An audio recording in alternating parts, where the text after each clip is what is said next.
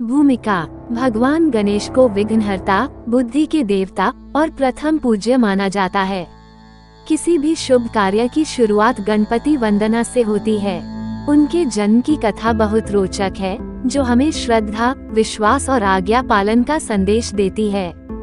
ये कथा शिव पुराण और अन्य पुराणों में विस्तार से मिलती है।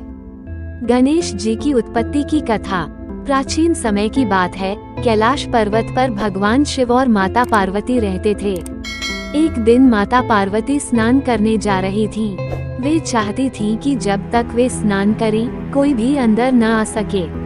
पार्वती जी ने बनाया एक बालक। स्नान करने से पहले माता पार्वती ने अपने शरीर के उपटन चंदन और हल्दी के लेप से एक मिट्टी का सुंदर बालक बनाया। उन्होंने उसमें प्राण फूंके और उसे कहा, तू मेरा पुत्र है और जब तक मैं स्नान कर रही हूँ, तू द्वार पर पहरा देना, किसी को अंदर मत आने देना। बालक ने आज्ञा स्वीकार की और दरवाजे पर खड़ा हो गया। भगवान शिव का आगमन। उसी समय भगवान शिव वहां आए और महल में प्रवेश करना चाहा, लेकिन वह बालक उन्हें रोकने लगा। बालक ने स्पष्ट कहा, माता स्नान कर रही हैं, आप अंदर नहीं जा सकते। भगवान शिव को ये बहुत अपमानजनक लगा। वे नहीं जानते थे कि यह बालक पार्वती जी का पुत्र है। उन्होंने क्रोध में आकर कहा, मैं त्रिलोकों का स्वामी हूँ, मुझे कोई रोक नहीं सकता। बालक ने हिम्मत नहीं हारी और भगवान शिव को रोकने की कोशिश की। इससे शिव जी अत्यंत क्रोधित हो गए। उन्होंने अपने गणों को आदेश दिया कि बालक को हटाया जाए, लेकिन बालक ने अकेले ही सबको पराजित कर दिया। अंत में क्रोध में आकर भगवान शिव ने त्रिशूल से बालक का सिर काट दिया। पार्वती का क्रोध और दुख।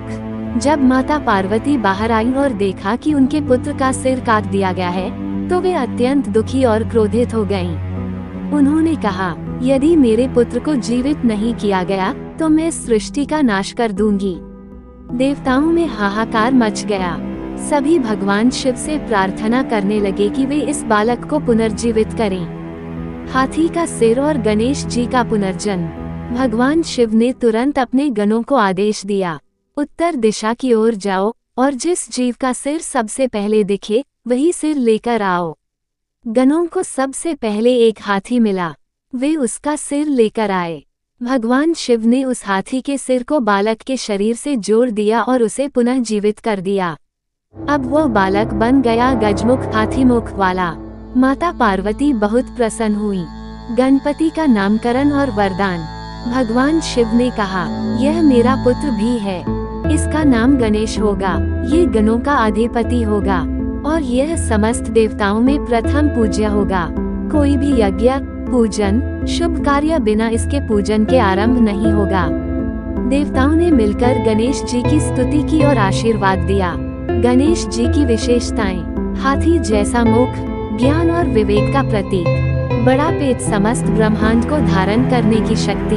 छोटी आंखें, एकाग्रता का संकेत। लंबा सूंड, दूरदृष्टि और लचीलापन। मूषक वाहन, इच्छाओं पर नियंत्रण। शिक्षा, माता पिता की आज्ञा का पालन करना चाहिए। भगवान गणेश हमें सिखाते हैं कि बुद्धि और धैर्य से हम हर विघ्न को दूर कर सकते हैं। कभी भी किसी को उसके रूप या आयु से कम न आंको, हर कोई विशेष होता है।